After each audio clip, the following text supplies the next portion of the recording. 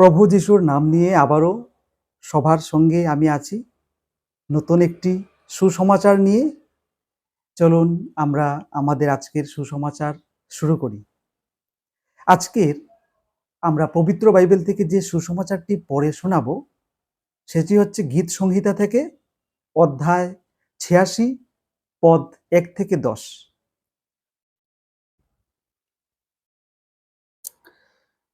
হে সদাপ্রভু, কর্ণপাত করো, আমাকে উত্তর দেও, কেননা আমি দুঃখী ও দরিদ্র।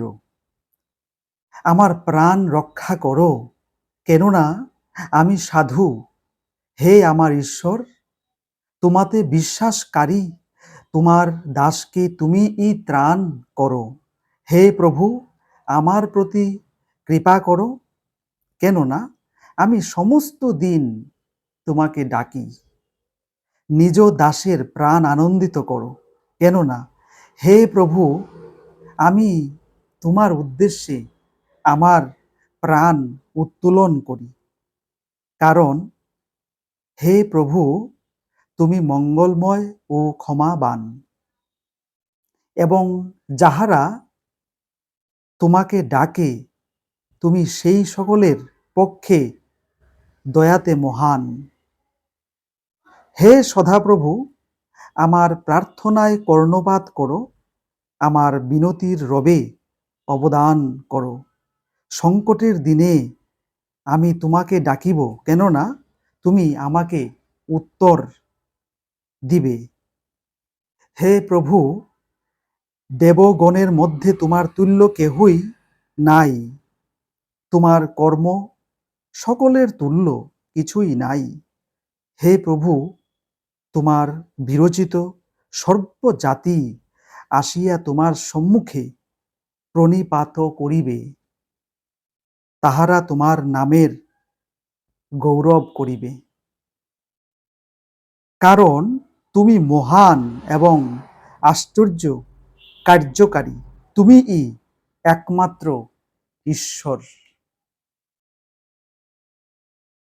সবাইকে আবারও আমি অভিনন্দন শ্রদ্ধা জ্ঞাপন করছি এবং পিতা পুত্র পবিত্র আত্মার নাম নিয়ে আজকের আমরা এই অধ্যায়টি পড়ে শুনিয়েছি। আপনারা হয়তো মন দিয়ে এই আমার বাক্যগুলি বা সুসমাচার শুনতে পেরেছেন এবং বুঝতে পেরেছেন। এটাতে আমরা যদি গীত সংহিতার ১ থেকে ১০ পর্যন্ত পদ আমরা পড়ি ৮৬ অধ্যায় থেকে, আমরা দেখুন বিভিন্ন কিছু আমরা জানতে পারি, আমরা বুঝতে পারি। আমাদের ঈশ্বর মঙ্গলময়, উনার ক্ষমতা, উনার আশ্চর্যজনক কাজ, এগুলোকে কোনোভাবেই অবজ্ঞা করা যাবে না, অবহেলা করা যাবে না।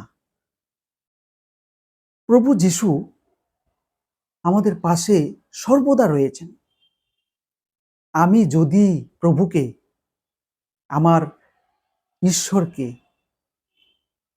মনের গভীর থেকে আওয়াজ দিয়ে ডাকি, মন দিয়ে উনার পবিত্র কথা শুনি, তবেই আমি পবিত্র, তবেই আমার সকল প্রকার দুঃখ, সকল প্রকার অসুবিধে এগুলো দূর হবে। আজকের আমাদের গীত সংহিতার পদ ২ যদি আমরা দেখি বা পদ ২ যদি আমরা পড়ি, আমরা দেখতে পাই আবারও, আমার প্রাণ রক্ষা করো, কেননা আমি সাধু। হে আমার ঈশ্বর, তোমাতে বিশ্বাসকারী তোমার দাসকে তুমিই ত্রাণ করো।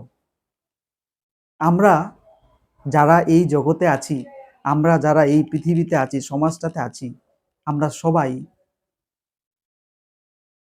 ঈশ্বর, আমাদের প্রিয় প্রভু যিশুর আমরা দাস। আমরা ওনার কথা সর্বদা রক্ষা করবার সচেষ্ট হব।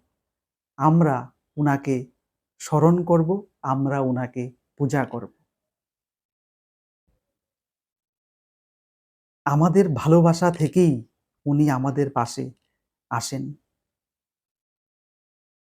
আমরা যদি কোনো অনন্ত জীবন পেতে চাই, তবে প্রভুকে আমাদের স্মরণ করতে হবে, প্রভুর কথা মতো আমাদের চলতে হবে। তবেই আমরা যে কোনো ধরনের বিপদমুক্ত হব এবং আমরা একটি অনন্ত জীবন খুঁজে পাব।